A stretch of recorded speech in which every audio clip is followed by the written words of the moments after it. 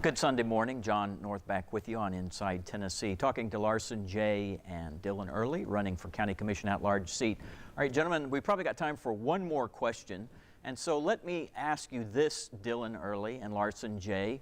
Give us a letter grade on how you think County Commission is doing in terms of being responsive to the citizens' needs. Dylan?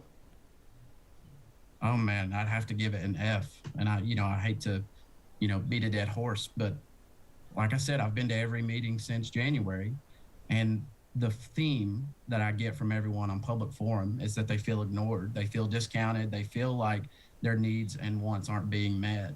They feel like they aren't being represented fairly. And I see that. When I see 100 people come to the commission and say that the infrastructure in their communities are failing, that their schools are overcrowded, only to be told by a commissioner who's never set foot inside that school or been to that part of the community that their concerns are invalid or unwarranted, I'd have to give an F, because I'm seeing that every single month from my opponent and several of the other commissioners.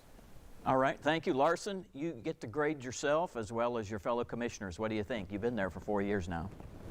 Absolutely. I would give the absolute opposite reaction. I would say that we have a solid B+ rating as being responsive to the community. This is way easier than a bunch of campaign slogans make it sound. It's detailed and difficult work. We go out to the community, we go to community meetings, we listen to professionals in planning, in education. We have all of our department heads. We take an approach of looking at it from a holistic version of the entire county, not just one particular issue.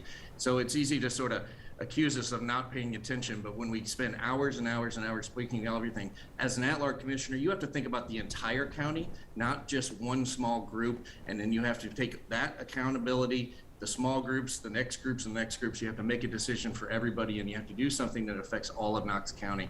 And so I give us a good grade. We are very responsive, we're very transparent, we listen to everybody, and we engage in the details and make the best decision possible. Thank you, gents. A, F, somewhere in the middle, we'll see. You know that early voting starts July 15. You get a chance to weigh in on that if you live in Knox County, and the election is August the 4th. We've got to take another break, and we'll have a couple more guests. You're watching Inside Tennessee.